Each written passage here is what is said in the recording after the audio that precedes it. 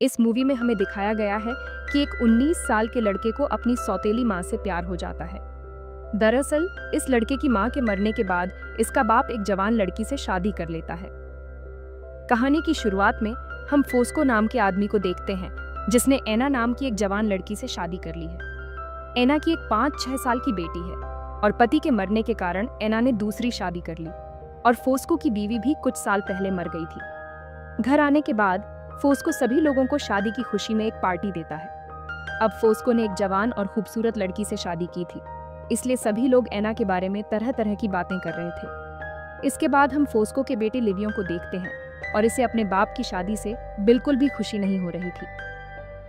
रात को फोस्को एना का गेम बजाने ही वाला था, तभी एक आदमी फोस्को को नीचे बुलाता है और ये दोनों किसी काम के लिए यहाँ से चले जाते हैं। कुछ देर बाद लिवियो एना को देखता है और लिवियो एना से ठीक से बात नहीं करता है क्योंकि लिवियो को अपने बाप पर गुस्सा आ रहा था। इधर हमें पता चलता है कि फोस्को अपने दोस्तों के साथ मिलकर कब्र खोदता है और एंटीक चीज़ों की चोरी करके उन्हें बेच देता है। इसके बाद सुबह सुबह फोस्को को घर आता है और रात को सुहागरात नहीं मनाने के कारण फोस्को को सुबह सुबह ही एना के साथ इंटीमेट हो जाता है।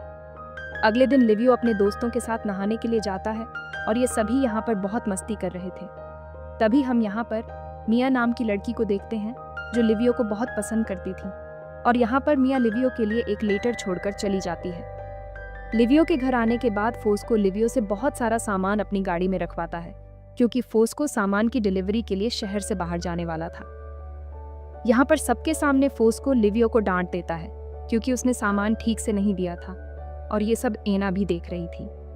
इसके बाद रात को एना फोस्को से बोलती है कि तुम्हें लिवियो को डांटने की ज़रूरत नहीं थी, तुम उसे प्यार से भी समझा सकते थे। अगले दिन फोस्को अपनी गाड़ी लेकर यहाँ से निकल जाता है और अब एना घर पर अकेली थी। कुछ देर बाद जब एना किचन में काम कर रही थी तब लिवियो एना के पास आता है और अब लिवियो एना से अच्छे से बात कर रहा था। कुछ देर बाद हम देखते हैं कि लिवियो एना की बेटी के साथ मस्ती कर रहा था। तभी यहाँ पर एना आ जाती है और अपनी बेटी को अपने रूम में जाने के लिए बोलती है। तो एना की बेटी बोलती है, लिवियो मुझे मिक्की माउस की कहानी सुना रहा है। यह बात सुनकर एना इन दोनों के पास आकर बैठ जाती है। फोस्को के आने के बाद एना फोस्को के साथ एक रेस्टोरेंट में जाती है, लेकिन यहाँ पर सभी लोग एना और इसके संतरे को ही घूर रहे थे क्योंकि उन्हें भी यकीन नहीं हो रहा था कि आखिर इस बूढ़े आदमी के साथ एक जवान लड़की कैसे है। कुछ दिन बाद फोस्को अपने दोस्तों के साथ जब चोरी कर रहा था तब फोस्को को एक बहुत कीमती एंटीक चीज़ मिलती है जिसकी कीमत लाखों में थी। अब सभी लोगों को इस एंटीक चीज़ के बारे में पता चले। इससे पहले फोस्को को इसे बेचना था, लेकिन 1-2 दिन में ही यह बात फैल जाती है कि फोस्को को एक एंटीक चीज़ मिली है, जिस वजह से फोस्को एना और लिवियो को कुत्ते की तरह डांटता है क्योंकि घर के लोगों से ही यह बात बाहर गई थी। अगले दिन हम लिवियो को देखते हैं जो अब हर टाइम एना से बात करने का मौका ढूंढता था और एना भी लिवियो को अपना टाइम देती थी। कुछ दिन बाद बहुत ज़्यादा गर्मी होने के कारण सभी लोग एक दूसरे के ऊपर पानी डालने लगते हैं और यहाँ पर लिवियो एना को पकड़कर उसे पूरा गिला कर देता है। इसके बाद ईना को पता चलता है कि फोस्को को चोरी करने और एंटीक चीज़ों को स्मगल करने के कारण पुलिस ने उसे पकड़ लिया है। एना को पता था ये सब इतना आसान नहीं होगा। एना फोस्को के दोस्तों के पास जाती है लेकिन कोई मदद नहीं करता। कुछ दिन बाद एना फिर से फोस्को से मिलने जाती है। फोस्को एना के उदास चेहरे को देखकर गुस्सा हो जाता है और बोलता है कि मुझसे मिलने आओ तो मुस्कुराया करो। फोस्को की बातें सुनकर एना रोने लग जाती है। अगले दिन लिवियो अपनी आंख साफ कर रहा था, तभी एना आती है और पूछती है, तुम्हें क्या हुआ है? लिवियो बताता है, मेरी आंख में कचरा चला गया है। एना लिवियो की आंख से कचरा निकालने लगती है, लेकिन तभी लिवियो एना को किस करने लगता है। एना डर जाती है और बाहर आ जाती है। रात को जब ये दोनों सो रहे थे तो एक दूसरे की बहुत याद आ रही थी। एना भी लिवियो के लिए तड़प रही थी। तभी लिवियो आता है, लेकिन एना गेट नहीं खोलती है।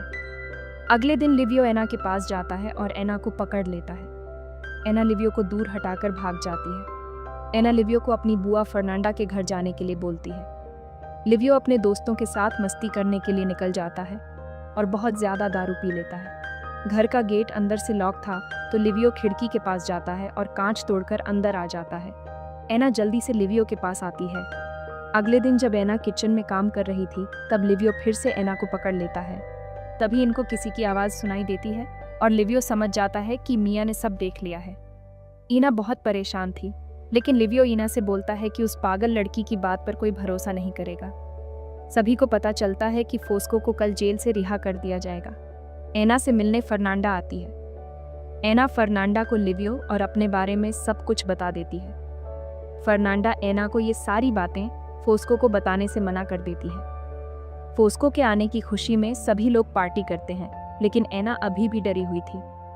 फोस्को एना और लिवियो की बात पता होने के बाद भी दोनों से अच्छे से बात कर रहा था। शायद फोस्को पुरानी बातों को भुलाकर अपनी बची हुई जिंदगी को अच्छे से जीना चाहता था। कुछ दिन बाद लिवियो ने सेंटीना नाम की लड़की से शादी कर ली थी। एना अभी भी लिवियो से प्यार करती थी और फोस्को एना की हरकतों को देखकर भी चुप था। एक फैमिली फोटो ली जाती है और यह मूवी यहीं पर खत्म हो जाती है।